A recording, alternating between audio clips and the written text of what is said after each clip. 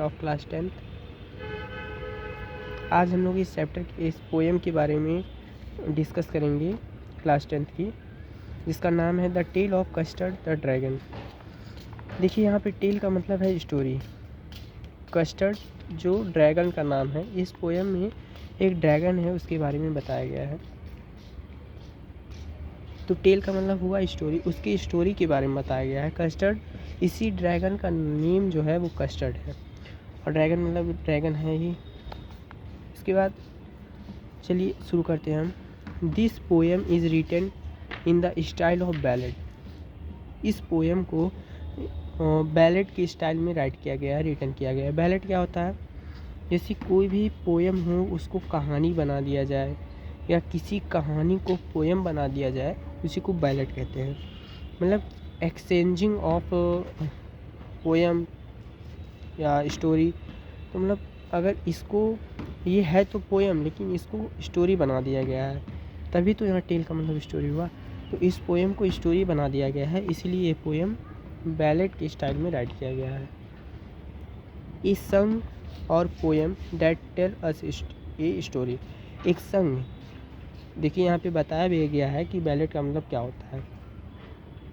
Ballad का मतलब यहाँ बताया गया है कि एक संग मतलब एक गाना, सॉन्ग, और पोएम और कोई कविता, जिसको जो एक स्टोरी बताता हो।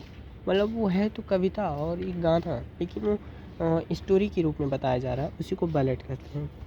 You must be familiar with ballad that narrated tales of courage and heroism. आप पहले से भी जानते होंगे इस बैलेड के बारे में कि बैलेड कहानी और पोएम को बताता है। This poem is a humorous ballad close to a parody. यह जो पोएम लिया गया है ये एक बैलेड है ये भी, और यह व्यंग पोएम है, मतलब किसी पे व्यंग किया गया है। पैरोडी का मतलब होता है व्यंग। तो यहाँ इस पोएम में किसी पे व्यंग करके दिखलाया गया है। तो ये है तो बैलेड, लेकिन व्यंग बैलेड है वो, मतलब पैरोडी बैलेड है ये। अब चलिए हम शुरू करते हैं। Belinda lived in a little white house. इसमें जो एक गर्ल रहती है बिलिंडा, उसका नाम रहता है, वो एक छोटे से सफ़ेद घर में रहती है। वाइट मतलब वाइट हाउस मतलब सफ़ेद घर, उसका घर जो है वो वाइट है। तो वो छोटे से सफ़ेद घर में, वाइट हाउस में रहती है। With a little black kitten and a little grey mouse. वो छोटे हाउस में रहती है, वाइट हाउस में, और उसके साथ साथ कुछ और भी एनिमल्स हैं जिसको पेट बना के रखी है, पालतू। तो पालतू आप लोग जानते हैं जिसको पाला जाता है घर में, वो एनिमल्स हैं, उनको पेट बना के अपने घर में रखती है। तो जैसे कि कुछ एनिमल हैं, जैसे with a little black kitten, वो किसके साथ रहती है? एक लिटिल ब्लैक किटन।